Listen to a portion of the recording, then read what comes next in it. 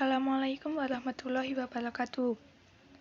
Perkenalkan, nama saya Ani Nur Aini, kelas 11 MIPA 4, nomor presensi 6. Pada bab prinsip dan praktik ekonomi Islam yang dibahas kali ini, di dalamnya akan membahas muamalah.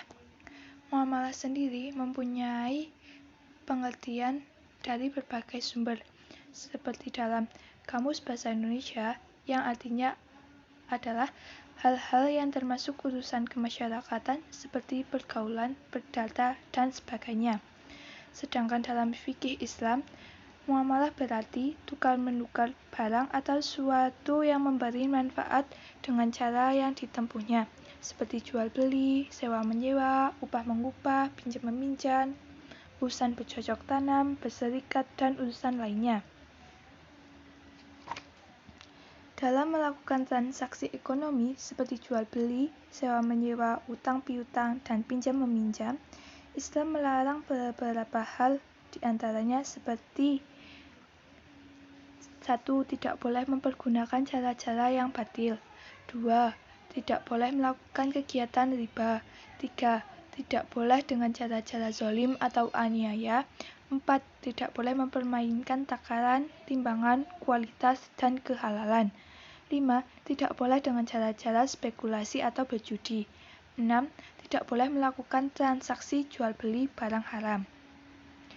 Muamalah sendiri memiliki banyak macam, seperti 1. Jual-beli. Jual-beli menurut syariat agama adalah kesepakatan tukar-menukar benda untuk memiliki benda tersebut selamanya.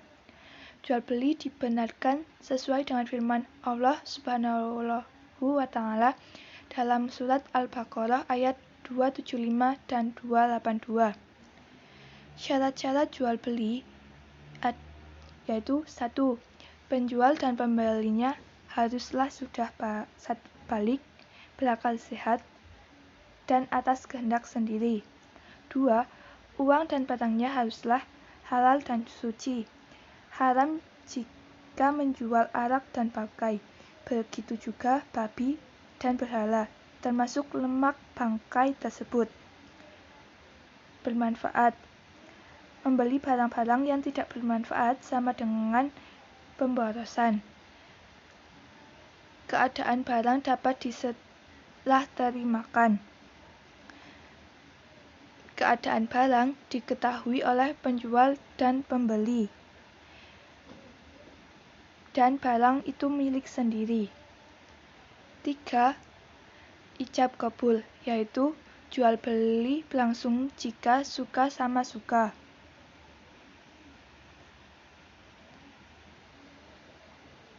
B. Khiyar. Khiyar memiliki arti bebas memutuskan antara meneruskan jual-beli atau membatalkannya. Macam-macam khiyar yaitu A. Khiyar majelis adalah selama penjual dan pembeli masih berada di tempat berlangsungnya transaksi atau tawar-menawar, keduanya berhak memutuskan, meneruskan atau membatalkan jual-beli. B. Khiyar syarat adalah khiyar yang dijadikan syarat dalam jual-beli. C. Khiyar aibi atau cacat adalah pembeli boleh mengembalikan barang yang dibelinya jika terdapat cacat yang dapat mengurangi kualitas atau nilai barang tersebut, namun hendaknya dilakukan sesegera mungkin. C. Riba. Riba adalah bunga, uang, atau nilai lebih atas penukaran barang. Riba hukumnya haram.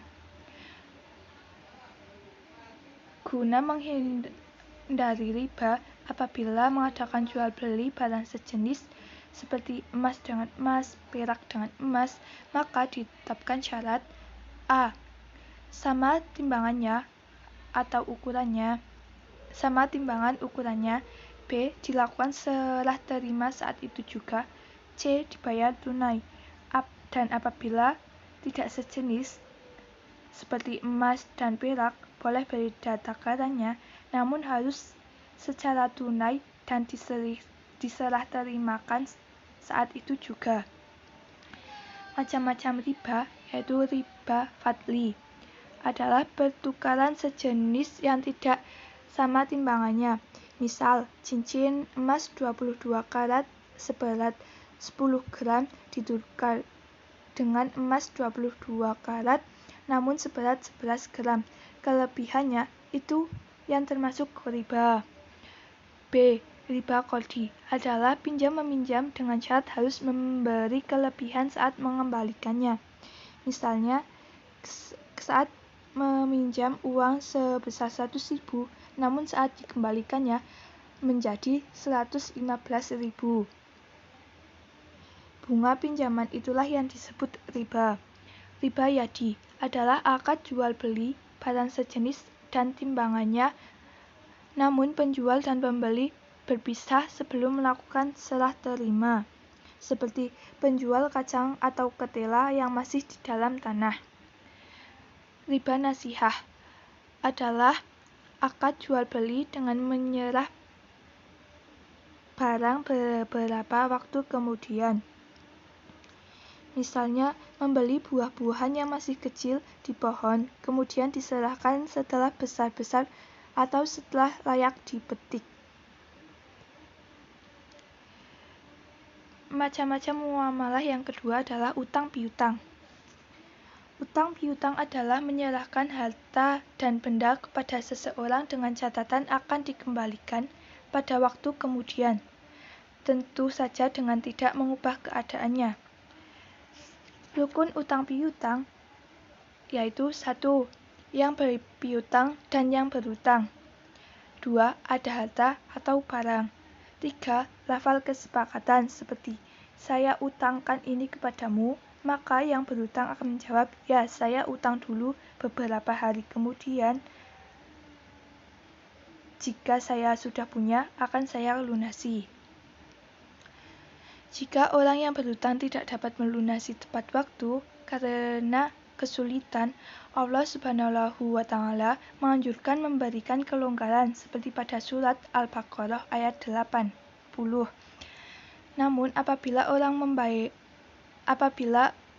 membayar utangnya dan memberi kelebihan atas kemauannya sendiri tanpa perjanjian sebelumnya, kelebihan tersebut halal bagi yang berpiutang dan merupakan suatu kebaikan bagi yang berutang. Bila orang berpiutang meminta tambahan pengembalian dari orang yang melunasi utang dan telah disepakati bersama sebelumnya, hukumnya tidak boleh. Tambahan pelunasan tersebut tidak halal dan termasuk riba. 3. Sewa menyewa. Sewa menyewa dalam fikih Islam disebut ijarah, artinya imbalan yang harus diterima oleh seseorang atas jasa yang diberikannya. Dasar hukum ijarah dalam firman Allah Subhanahu wa Ta'ala adalah surat Al-Baqarah ayat 233 dan surat At-Talaq ayat 6. Dalam sewa menyewa terdapat syarat dan rukun sewa. Yang pertama, yang menyewakan dan yang menyewa haruslah telah balik dan berakal sehat. 2. Sewa menyewa dilangsungkan atas kemauan masing-masing, bukan karena adanya paksaan. 3. Barang tersebut menjadi hak sepenuhnya orang yang menyewakan atau walinya. 4. Ditentukan barangnya serta keadaan dan sifat-sifatnya. 5. Manfaat yang akan diambil dari barang tersebut harus diketahui secara jelas oleh kedua belah pihak. 6. Berapa lama memanfaatkan barang tersebut harus disebutkan dengan jelas. 7. Harga sewa dan cara pembayarannya juga harus ditentukan dengan jelas serta disepakati bersama. Dalam hal sewa-menyewa atau kontrak tenaga kerja, haruslah diketahui secara jelas dan disepakati bersama sebelumnya hal-hal berikut. Yang pertama, jenis pekerjaan dan jam kerjanya. 2. Berapa lama masa kerjanya. 3. Berapa gaji dan bagaimana sistem pembayarannya. Apakah harian, bulanan, mingguan, atau bahkan borongan. 4. Tunjangan seperti transport, kesehatan, dan lain-lain jika masih ada.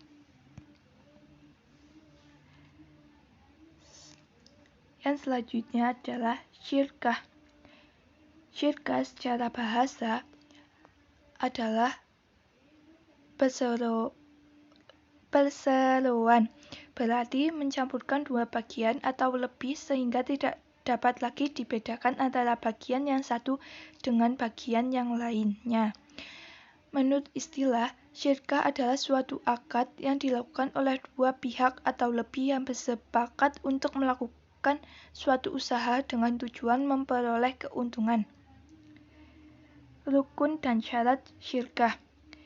Yang pertama, dua belah pihak yang berakad atau akidani. Syarat orang yang melakukan akad adalah harus memiliki kecakapan atau ahliyah melakukan tasarruf, yaitu pengelolaan harta. 2. Objek akad yang disebut juga maqud alaihi mencakup pekerjaan atau modal. Adapun syarat pekerjaan atau benda yang dikelola dalam syirkah harus halal dan diperbolehkan dalam agama dan pengelolaannya dapat diwakilkan. 3. Akad atau yang disebut juga dengan istilah sigat. Adapun syarat sah akad harus berupa tasarruf, yaitu adanya aktivitas pengelolaan. Macam-macam syirkah. Yang pertama, syirkah inan adalah syirkah antara dua belah pihak atau lebih yang masing-masing memberi kontribusi kerja, yaitu amal dan modal mal. Syirkah ini hanya boleh berdasarkan dalil sunnah dan ijma' sahabat. 2. Syirkah abdan atau sering disebut syirkah amal adalah syirkah antara dua pihak atau lebih yang masing-masing hanya memberi kontribusi kerja, yaitu atau amal tanpa kontribusi modal atau mal. 3. Syirkah wajuh adalah kerjasama karena didasarkan pada kedudukan, ketokohan, atau keahlian yang disebut wujuh seseorang di tengah masyarakat. Syirkah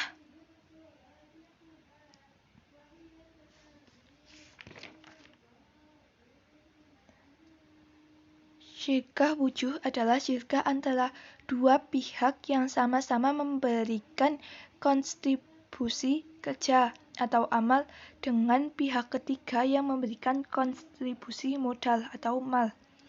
Syirkah mufawadah adalah syirkah antara dua pihak atau lebih yang menggabungkan semua jenis syirkah di atasnya. Masih dalam macam-macam syirkah, ada mudharabah adalah akad kerja serta usaha antara dua pihak. Pihak pertama menyediakan semua modal atau sahibul mal, dan pihak lainnya menjadi pengelola atau pengusaha atau disebut mudharib. Dalam mudharabah terbagi menjadi dua, yaitu mudharabah mutlaqah, yaitu bentuk kerjasama antara pemilik modal dan pengelola yang cakupannya sangat luas dan tidak dibatasi spesifikasi jenis usaha, waktu, dan daerah bisnis.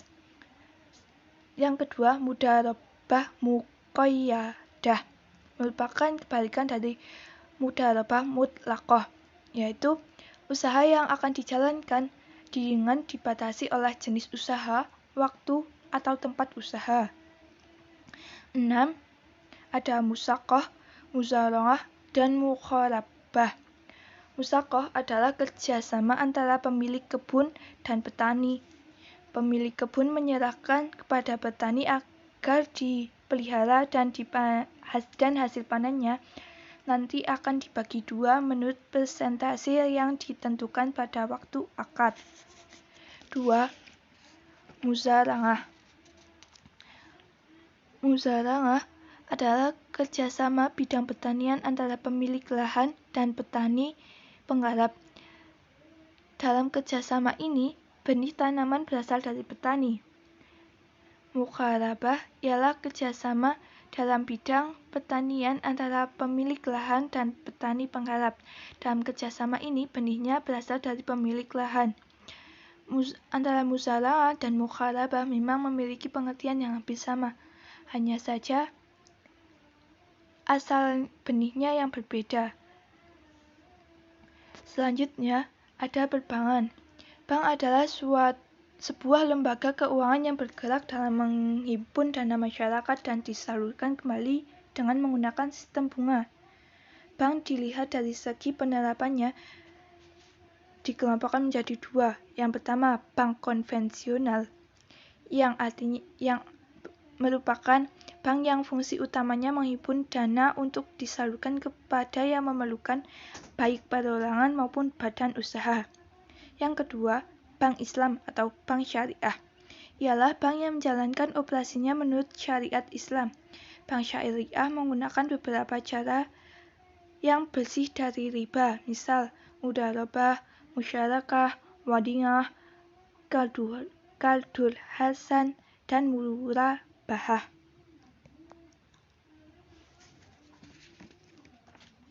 Selanjutnya ada asuransi syariah. Asuransi berasal dari bahasa Belanda, yaitu asurantie, yang artinya pertanggungan. Dalam bahasa Arab dikenal dengan takmin, yang berasal dari pertanggungan, perlindungan keamanan, ketenangan, atau bebas dari rasa takut. Si penanggung atau asurador disebut muamin, dan tertanggung atau gasnuredor disebut musta'min. Dalam Islam, asuransi merupakan bagian dari muamalah. Dalam hukum asuransi, menurut fikih Islam adalah boleh, dan tentu suatu ketentuan produk asuransi tersebut harus sesuai dengan ketentuan hukum Islam. Pada umumnya, para ulama berpendapat asuransi yang berdasarkan syariah dibolehkan dan asuransi konvensional haram hukumnya. Perbedaan antara asuransi syariah dan asuransi konvensional, yaitu pertama, prinsip asuransi syariah tidak menggunakan transfer risiko, sedangkan pada asuransi konvensional menggunakan transfer risiko. 2. Asuransi syariah tidak mengenal dana hangus. Dana dapat diambil bila mengundurkan diri, namun jika dana diniatkan untuk dana sumbangan, tidak dapat diambil kembali.